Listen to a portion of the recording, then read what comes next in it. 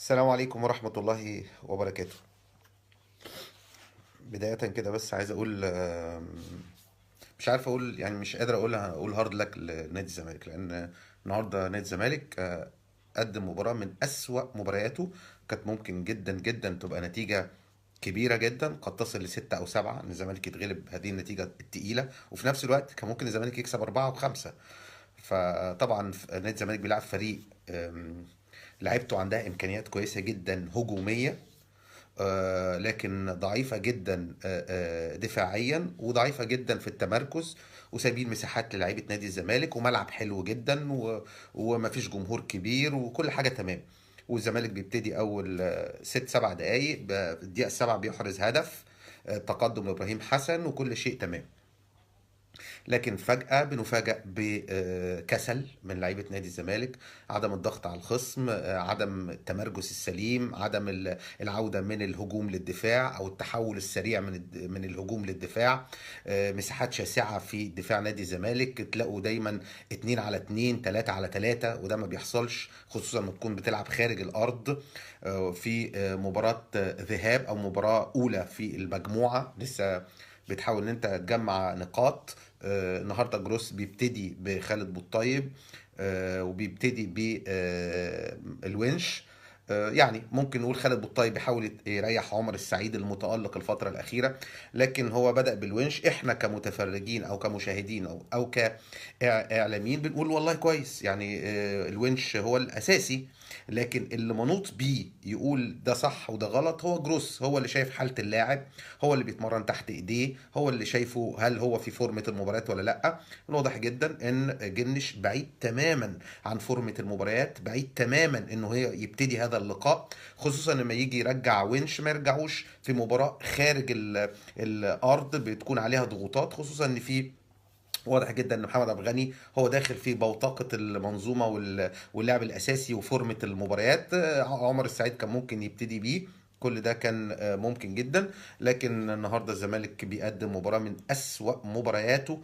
حتى كمان والنتيجه 3-2، كرة بتيجي الكهرباء سهله جدا جدا جدا، بتتخبط تحت رجليه، مع ان في العادي والطبيعي سهل جدا كهربا يحطها بكل سهوله، جون فاضي تماما من حارسه، وكرة سهلة ومش صعبة، والملعب حلو ومش وحش. لكن سبحان الله، هي دي كرة القدم.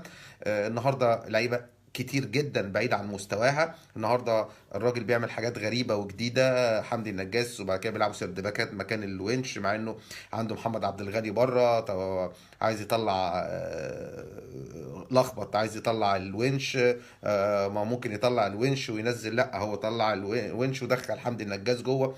وحمدي النجاس حتى في الهدف الرابع في نوع من الكسل. حتى فرجاني ساسي في الهدف الثاني اللي تم احرازه في مرمى نادي الزمالك برضو في كسل في العوده، لو انت شفت الكره وهو اللاعب الاشول اللي بيرجعها لورا، حمدي النجاس رجع بالراحه، لو رجع اقوى من كده كان ممكن يقطع الكوره. لا النهارده في كسل في الاداء، في دلع، في عدم اهتمام. جروس نفسه تأليف، تغييرات مش محلها، اماكن لعيبه مش في اماكنها. النهارده الزمالك واحده من أسوأ مبارياته خلال السنوات الاخيره.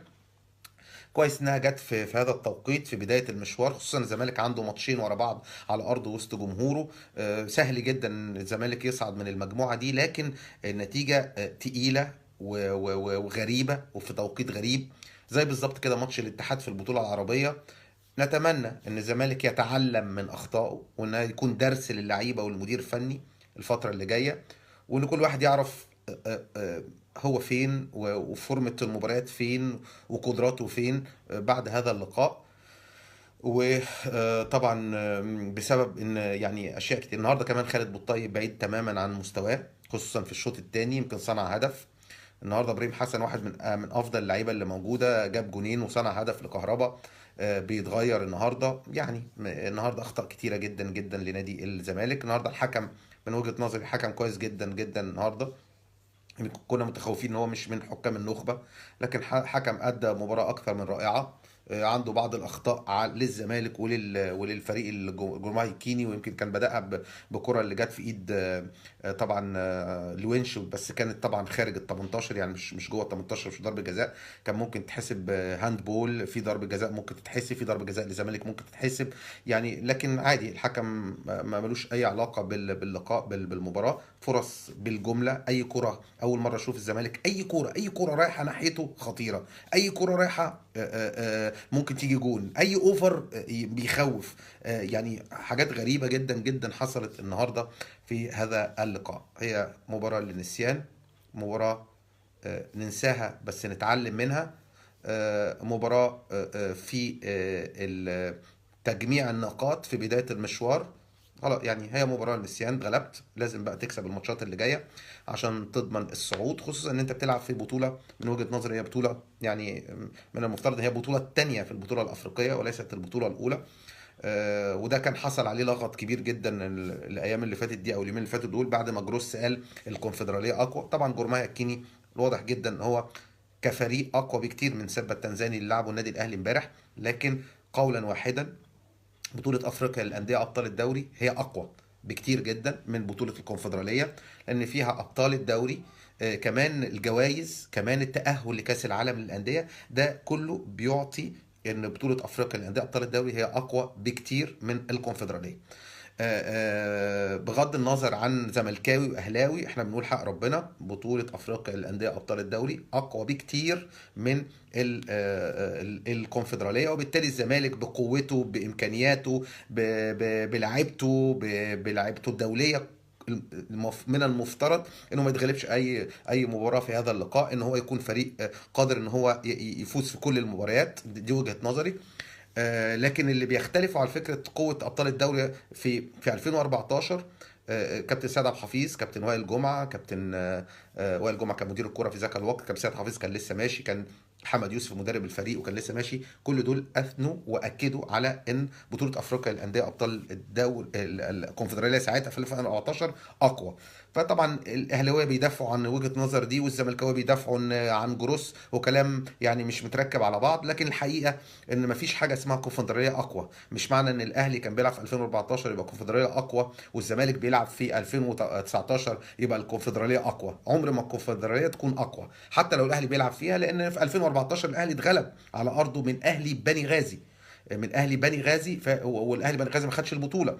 و2014 الكونفدراليه الاهلي اتغلب من اتحاد العاصمه في كاس السوبر، واتغلب من اهلي بني غازي. وكان لو شفتوا الفرق، النجم الساحلي في ذاك الوقت كان فريق بلا انياب، وكان اخر مجموعته مع النادي الاهلي. سيوا سبورت الفريق اللي هو مجهول وصل للمباراه النهائيه والاهلي كسبه في الدقيقه 96 على ايد عماد متعب. وبالتالي فكره ان حد يصدر ان كونفدراليه اقوى، ده كان في فرق من مالي وفرقتين من كوت ديفوار وفرقه من الكاميرون وفرقه من مصر وفرقه من، يعني في دور الثمانيه كان فرق عاديه جدا، اقل من العاديه، والقطن الكاميروني بمستواه المتدني السنين الاخيره. وبالتالي عمر ما الكونفدراليه تكون اقوى.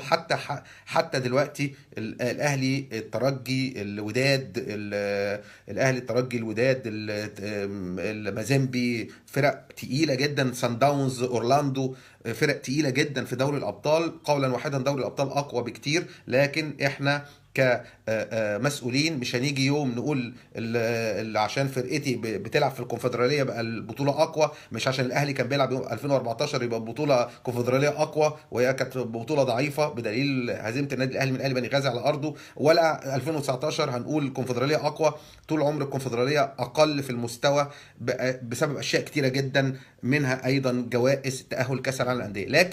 لكن من وجهة نظري، لو خدت الكونفدراليه وطلعت التاني في دوري الابطال يبقى افضل ان انا احصل على الكونفدراليه. الكونفدراليه بطوله هتحسب ليك، بجانب ايضا ان انت هتلعب كاس السوبر مع بطل ابطال الدوري. اما دوري الابطال قيمته الحقيقيه هي المركز الاول، وطبعا لعب كاس العالم للانديه، هو ده اللي بيديها رونق وقيمه، بجانب طبعا الجوائز الماليه. مره واثنين وثلاثه، النهارده عبد الله جمعه النهارده كان وحش عادي. عبد الله جمعه كان مصاب. عبد الله جمعه راجع من الاصابه، قدامه كهربا يمكن ما بيرجعش كتير. حتى مع احترامي يعني حميد احداد من الواضح جدا ان هو فاقد الثقه في نفسه، فاقد فورمه المباريات، بعيد تماما عن مستوى ان هو يكون لعيب مهم في نادي الزمالك. حتى الان ما شاهدته النهارده من حميد احداد يدل ان هو لعيب ليس لديه ثقه في النفس، ولعيب خايف يغلط فبيغلط. لعيب برضو ما عندوش الحلول الفظيعة اللي ممكن الواحد يتوقعها من لاعب يعني محترف. وبالتالي من وجهة نظري يعني النهارده قدم مباراة، نزل في دقيقة 57 او 58 قدم مباراة اقل من العادية، خصوصا ان في مساحات وفي لعب واحد على واحد. النهارده حميد احداد بعيد عن مستواه، الونش ما يلعبش اساسي، بعيد تماما عن مستواه بعد غياب اكتر من شهرين. بيعود اساسيا، ده يحسب على جروس المدير الفني، تغييراته، كل الحاجات دي النهارده بتقول ان جروس كان خارج نطاق الخدمه. لعيبه الزمالك النهارده كانوا خارج نطاق الخدمه او خارج مستواهم الحقيقي. وده برضو مش هيخلينا ندوس على لعيبه نادي الزمالك ونقول مره واثنين وثلاثه نادي الزمالك كل مباراه وليها ظروفها.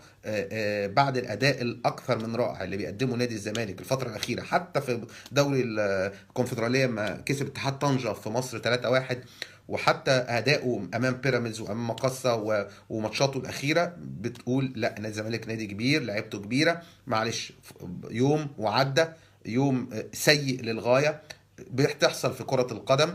بيحصل في كرة القدم، كان عندك دروب زي ما حصل في ماتش الاتحاد في البطولة العربية. واستعاد نادي الزمالك مستواه مرة أخرى.